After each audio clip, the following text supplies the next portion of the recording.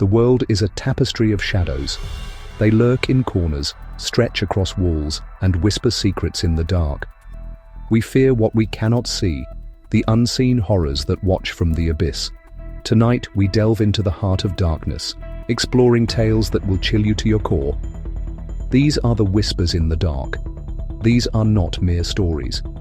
They are glimpses into the abyss, windows into the souls tormented by fear itself. Prepare yourself. For once you enter this realm, there is no turning back. The darkness knows your name, and it's waiting. He had been warned. The elders had spoken in hushed tones, their voices filled with a mix of fear and reverence. They had told him of the ancient manuscripts, filled with cryptic warnings and tales of those who had encountered the jinn and lived to tell the tale. The elders spoke of jinns, spirits of fire and shadow, lurking in the unseen world. These beings, they said, were not to be trifled with. They existed in the spaces between light and dark, in the corners of our vision, and in the whispers of the wind. But he, young and foolish, dismissed their tales as superstition. He laughed at their warnings, believing them to be nothing more than the ramblings of old men stuck in the past. He was confident, perhaps too confident, in his own understanding of the world. He sought knowledge, spending hours watching videos, delving into the forbidden lore of Islamic demonology. He read ancient texts under the dim light of a street lamp, his curiosity driving him deeper into the unknown. He was fascinated by the stories of jinn, their powers, and their interactions with humans. He scoffed at the Quranic verses meant to ward off evil, believing himself above such ancient rituals. He thought himself invincible, untouched by the fears that plagued the minds of the elders. One night, it began. A night like any other, but one that would change his life forever. A whisper, barely audible, at the edge of his hearing. It was a sound so faint that he almost dismissed it as his imagination. But it persisted, growing louder with each passing moment. He dismissed it, but the whispers grew stronger, his name spoken with chilling familiarity. The voice was not one he recognized, yet it seemed to know him intimately. Then he saw it. A shadow, darker than the night itself, manifested in the corner of his room. It was a presence that seemed to suck the light out of the air, leaving only darkness in its wake. It shifted, taking the form of a towering figure with eyes like burning embers. Those eyes seemed to pierce through his very soul, revealing all his fears and insecurities. Fear, cold and paralyzing, gripped him. He had never felt such terror before, a fear that rooted him to the spot, unable to move or even think clearly. He tried to pray, to remember the protective verses he had mocked. His lips moved, but the words seemed to escape him, lost in the overwhelming presence of the jinn. But his mind was a jumbled mess. The fear had scrambled his thoughts, making it impossible to focus on the prayers that might save him.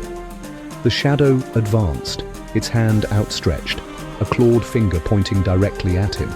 It was a gesture that seemed to seal his fate, a silent declaration of his doom. He knew then, with chilling certainty, that he had invited something terrible into his world. The realization hit him like a physical blow, leaving him gasping for breath. Something he could never escape. No matter how far he ran, no matter where he hid, the jinn would always be there, lurking in the shadows, waiting for the moment to strike. The dream began innocently enough. She found herself in a familiar place, her childhood home, where every corner held a memory, every room echoed with laughter and warmth. It was a place she had always felt safe, a sanctuary from the world. But tonight, something was different. She was in her childhood home, a place of warmth and laughter, but something was off. The house, usually so inviting, now seemed to loom over her, its shadows deeper, its corners darker. The familiar creaks and groans of the old house now sounded like whispers, as if the walls themselves were trying to tell her something.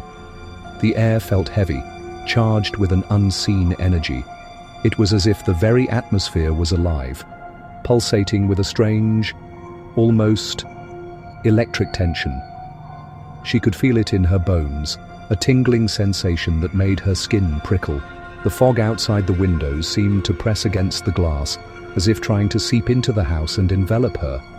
Whispers, hushed and indistinct, seemed to emanate from the very walls, weaving their way into her subconscious. They were soft at first, barely audible, like the rustling of leaves in the wind. But as she moved through the house, they grew louder, more insistent, filling her ears with their eerie, disjointed murmurs. The whispers grew louder, more insistent. They seemed to be calling her name, beckoning her to follow them. She felt a strange compulsion to obey, to find the source of the voices. Her heart pounded in her chest, a drumbeat of fear and curiosity. She knew she should turn back, but something deep inside urged her forward. They spoke of her, of secrets she'd kept hidden in the deepest recesses of her mind, secrets she'd long forgotten, or perhaps had chosen to forget. The voices knew things about her, things she had never told anyone. They whispered of her fears, her regrets, her darkest thoughts. Each word was a dagger, piercing her soul and leaving her feeling exposed and vulnerable. Fear coiled in her stomach, a knot of dread tightening with each passing moment. Then she saw him, a shadowy figure at the end of the hallway, barely visible in the dim light. He was tall, his silhouette imposing and menacing. She could feel his eyes on her, cold and unfeeling, watching her every move. He emerged from the shadows of the hallway, a towering figure with no hair and muscles that bulged unnaturally beneath his skin. His presence was overwhelming, a dark force that seemed to suck the very air from the room. She wanted to scream, to run, but her body refused to obey. She was frozen in place, trapped by his gaze. His eyes, cold and black, seemed to pierce her very soul. They were devoid of any emotion, empty and lifeless.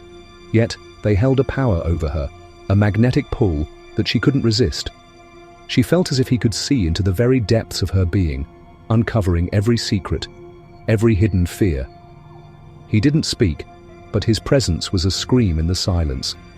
It was as if his very existence was a threat, a promise of something terrible to come. The air around him seemed to vibrate with a dark energy, a malevolent force that made her skin crawl. She knew she had to get away, but her legs felt like lead, her body heavy and unresponsive. She tried to run, but her legs were leaden, her breath catching in her throat. Panic surged through her, a wave of terror that threatened to drown her. She stumbled, her movements slow and clumsy, as if she were moving through the water. The figure advanced, his shadow growing larger, more oppressive with each step. The figure advanced, his shadow engulfing her as she woke with a gasp, the echo of the whispers still ringing in her ears. She sat up in bed, her heart racing, her body drenched in sweat. The room was dark and silent, but the memory of the dream lingered, a haunting reminder of the secrets she had buried deep within her. She knew that the whispers in the walls were not just a figment of her imagination, but a call to confront the darkness within. Pregnant and curious, she dismissed the warnings. The Ouija board, a gift from a friend, promised a glimpse into the unknown. Her friends gathered around, their fingers lightly touching the planchette. "Is anyone there?" one whispered, her voice trembling slightly. The planchette moved, slowly at first, then with increasing speed. It darted across the board, spelling out a single word: mine. The women laughed nervously, attributing the movement to their own subconscious. But deep down, a seed of unease had been planted. That night, the nightmares began. She dreamt of a creature, tall and skeletal, with unnaturally long limbs. It spoke to her in a voice that rasped like dry leaves, repeating the same chilling word: mine. The dreams grew more vivid, the creature's presence more menacing. She felt a coldness seep into her bones, a premonition that something was terribly wrong. The Ouija board, once a source of amusement, now seemed like a conduit to a realm of unimaginable darkness. It started with a giggle, a sound so innocent, so pure, that it seemed almost out of place in the stillness of the night. A child's laughter, high-pitched and innocent, echoing through the empty streets. It was the kind of laughter that could bring a smile to anyone's face. Yet here, it felt eerie, almost haunting. He stopped, glancing around, but saw nothing. The street was deserted, the only movement coming from the occasional rustle of leaves in the wind. The laughter came again, closer this time, sending a shiver down his spine. It was as if the sound was alive, moving through the air with a will of its own. The streetlights flickered, casting grotesque shadows that danced and twisted in the darkness. Then he saw it. A fleeting shadow, a hint of movement at the edge of his vision. A figure, shrouded in darkness, stood at the edge of the light. It was barely visible, a silhouette against the dim glow of the streetlights. It was human in form, but its proportions were all wrong, its limbs elongated and twisted at unnatural angles. The sight was both mesmerizing and terrifying. Its mouth stretched open in a grotesque grin, revealing rows of sharp, pointed teeth. The grin seemed to widen with each passing second, as if it was feeding off his fear. The laughter grew louder, morphing into a guttural cackle that seemed to tear through the very fabric of reality. It was no longer the innocent laughter of a child, but something far more sinister. He stood frozen, his breath caught in his throat as the figure advanced. Each step it took seemed to echo in his mind, amplifying his terror. The laughter was all around him now, suffocating him, driving him to the brink of madness. He could feel it pressing in on him, a tangible force that threatened to consume him. And then, just as suddenly as it began, the laughter ceased. The silence that followed was deafening, a stark contrast to the cacophony that had filled the air moments before. The figure vanished, leaving him alone in the deafening silence, his mind teetering on the precipice of terror. He stood there, heart pounding, trying to make sense of what had just happened. The night seemed to close in around him, the darkness more oppressive than ever.